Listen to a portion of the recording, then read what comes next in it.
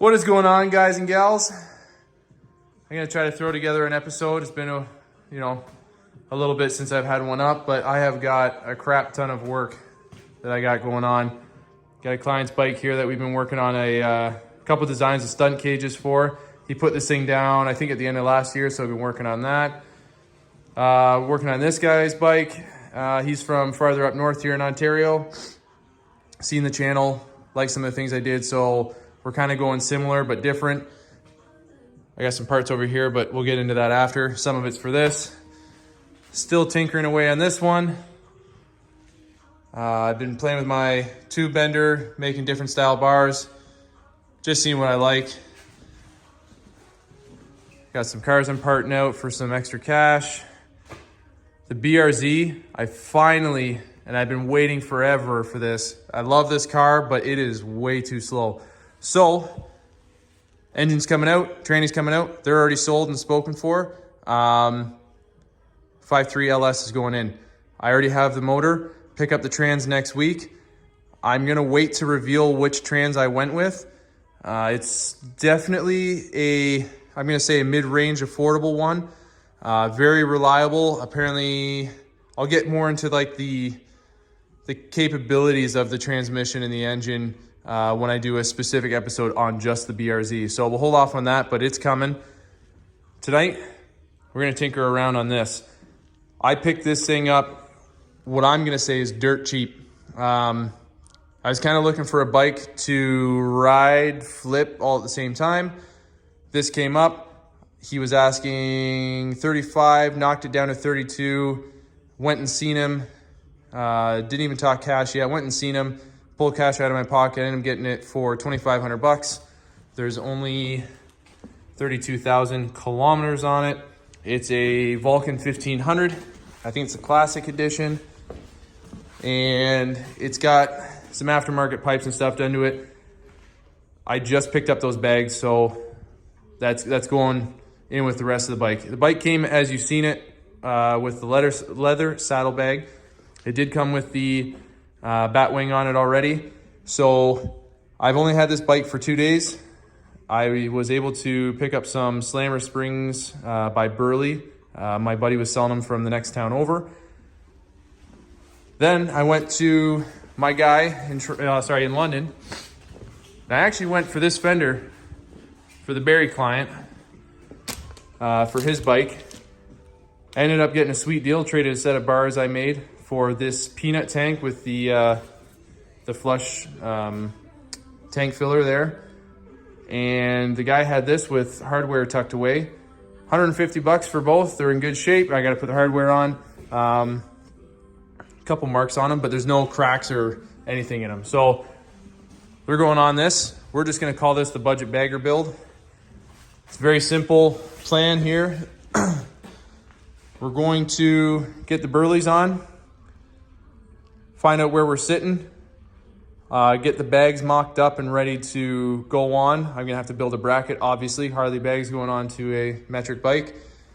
I think I'm gonna have to drop the signals, but that's okay. I can work them into the bags or something. I'm going to hopefully close up this gap and then make my own filler piece that I'll probably weld into the original fender. Gonna drop this. I am looking for a beer box. I want a full blown out bagger look to this thing. So I've always liked the look of the skinny beer box on the back. And until it sells, the wife and I are gonna use this to go down the road and on warm days, I guess. So plus I'll probably use it for work. We're going to make our own highway bars. I'm going to take 2 inches, maybe 2.5 inches out of the front forks. I'm gonna see how much those Burleys drop me first.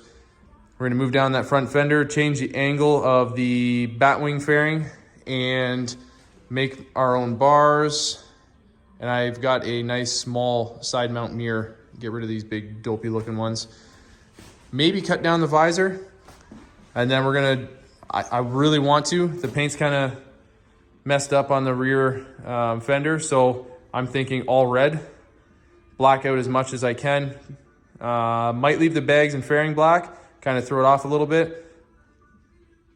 We'll do the forks black, gonna get as much chrome black as I possibly can. I'm making my own highway bars and handlebars, so they're gonna be black as well. But tonight's goal, get the Burleys on, get all this figured out, maybe even get one side mounted. Let's get started. So what would a build be without hitting a snag? If you look at my older videos, I've already done this Burly swap on a Vulcan 1500, but I wanted to clean it up. And I'll tell you what issues I had last time. So avoid this one. I've already modified this one. Taking a look, that's the stock one. That's the stock Burly Slammer. This is the stock Vulcan 1500 suspension. You can see already how much wider that is, especially with the extra collars on the Burly. So what I did, you can see it already. Went in with a right angle, and you got to hold that sucker as tight as possible because it wants to kick all around on you. But I trimmed it, and then I went back in with a flapper disc, smooth it out, and then the Harley is 1/2 inch, so you have to step up the hole to 9/16. That's what the metric bike is. So in order for these to just slide on and be snug, 9/16. My step bit doesn't go deep enough, so I'm gonna have to pick up a drill bit tomorrow, but I started both sides, and I'm gonna do the same to this one. So all I have to do is hit it with the drill press tomorrow, and they'll just be good to slide on. This, it'll take you less than 20 minutes, and you can do it with basic hand tools. If you throw that bushing in there, you'll see in my earlier video, there's just a little bit of play, about 1 millimeter of play. And I mean, it didn't make a difference in the last bike I did, but I don't want any slop in this one. I guess I'm trying to get better with my builds and more precise. So this is a better way of doing it. You see how thin that collar is in the stock Vulcan, and even after I drilled it out, it's still twice as thick. Got to be careful using the right angle. I went through 1/3 of the way, swapped, went through 1/3 of the way, swapped. You got to keep the heat off that bushing so you're not melting the rubber or anything. I was very cautious, and I kept it doused in water. I didn't even mess that bushing up at all. So same thing with the drilling process. Keep it lubed up, keep it cool. Otherwise, you're gonna have more problems down the road. So we'll pick the video up tomorrow after I get the drill bit, and we'll get them installed on the bike. All right, guys. Day 2. Went out. I got the 9/16 drill bit that we needed. I finished up this one. Got some shavings I just got to clean up around in the rubber still. I'll shoot a little bit of video actually doing this one and the process and how I did it. I did this a few days ago, but I was playing around with making my own highway bars. So that's to come. A bunch of other stuff. Power of Facebook. I posted this morning about wanting some brackets for mounting the bags. Those are 2 sets of Harley brackets. I've got one already sitting out there. But anyways, 2 sets of Harley brackets. I picked them up for 60 bucks. I think they're just Amazon cheapies. The guy I got them from was actually pretty cool. He worked at Cambridge Harley. Really solid guy. Set me up with some extra hardware too. I kind of played around with it when I got back. I think I can make the stock forward mounting position work with the stock footrest. The other 2, I got a couple ideas for. But let's get the shocks drilled out, fitted on, and then we can see kind of where the bag alignment is going to be and stuff, and we'll go from there. So I'll catch up with you guys after we got the shocks drilled out. All right, best advice I can give for this, make sure you got your strong hand. I use a disc that I've used a few times before. I find that when I use a fresh disc, the cutting edge kind of wants to walk or bounce a little bit. Once you smooth out the edge with a few cuts, it seems to glide a lot easier. When you're cutting this thing, I cut, stop. I try to keep the heat down, and I'll go from one corner, opposite corner, back down and cross. I just crisscross like you would your lugs or something like that. You want to keep it cool so you don't mess with the rubber inside here. So what we're going to do is we're going to trim one off, cross over, get the other one. It's not a very long process. You can have this whole thing done in under 10 minutes. Cloth is there just to keep the paint protected.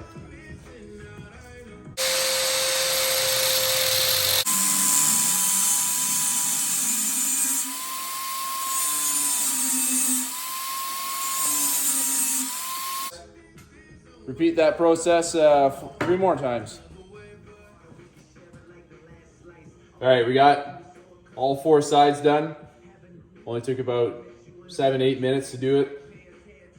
Next, I'm gonna hit it with a flapper disc. I think that's 120 grit on there. I'm gonna hit it with a flapper disc basically until I touch the paint on the outside. Do that all 4 corners, same thing. Try to keep the heat dissipated, move around. You could even probably use a hand file, but I'll hit it with a flapper disc. I did it last night, it worked fine.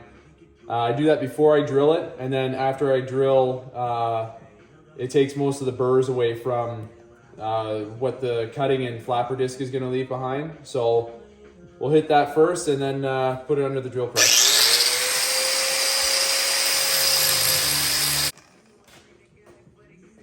So that's what I mean by I go until I just start touching the edges. It's just enough to take the paint off, not do any damage to it.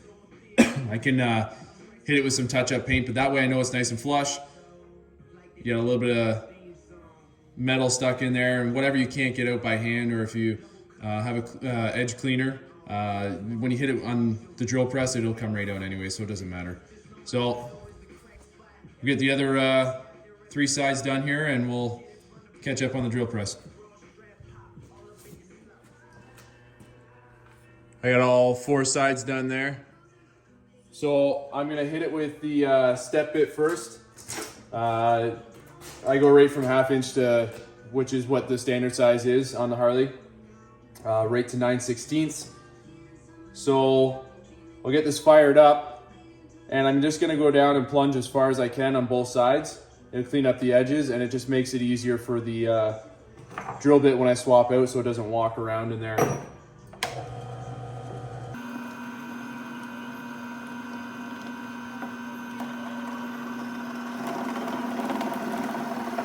All right guys, we're ready to hit it with the drill bit.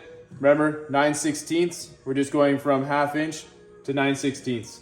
So it's just 1 step up from it. Not a very common size, but used a bit more, I guess, in the metric world.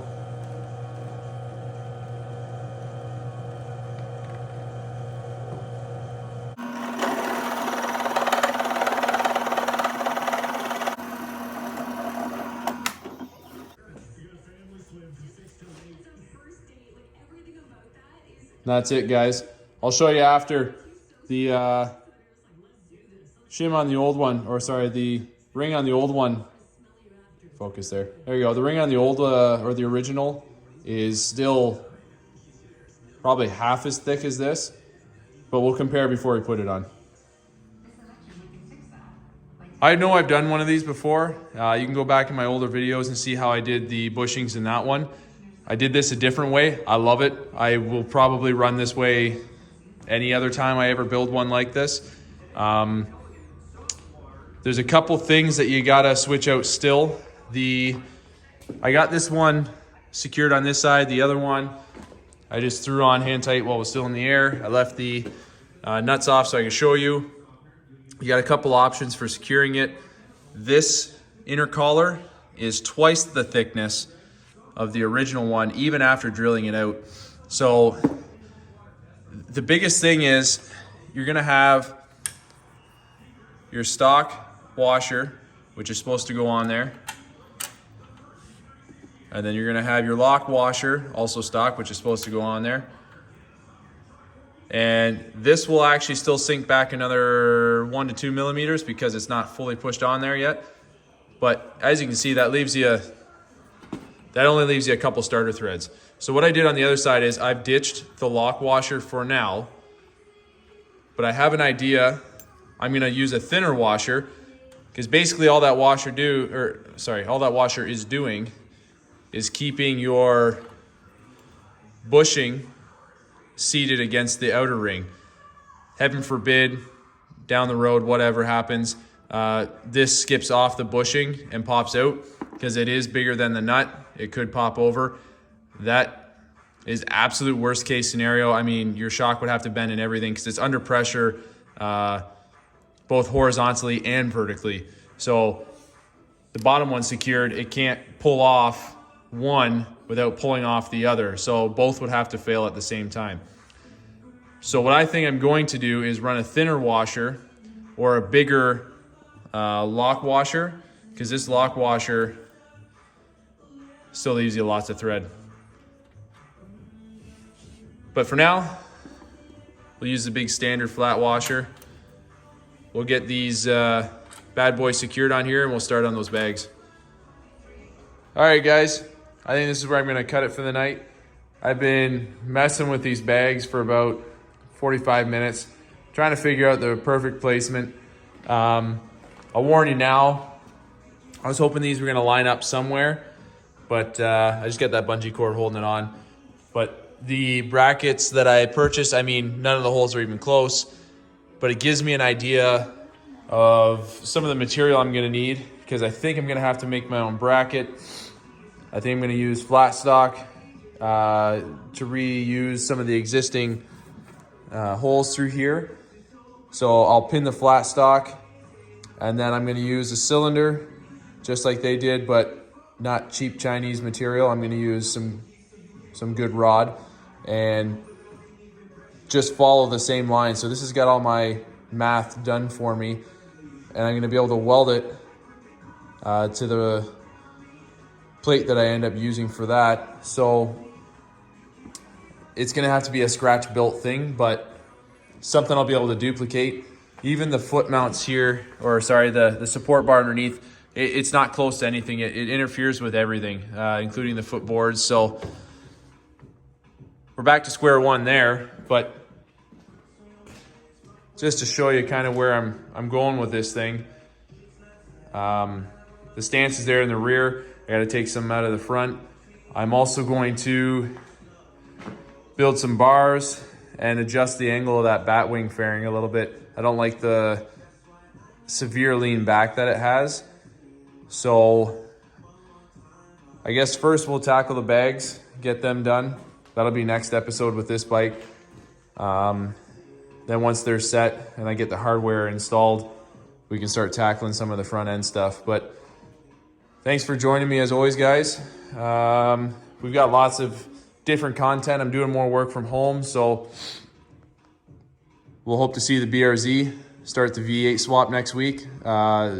New owner of the motor wants the engine within the week, so got to get that out. And customer from Barry here wants his bike sooner than later because we got some nice weather starting to come in. So we'll get the fender mocked up on one of the episodes and see how it looks. But lots of work to do, guys. I'll see you guys next time.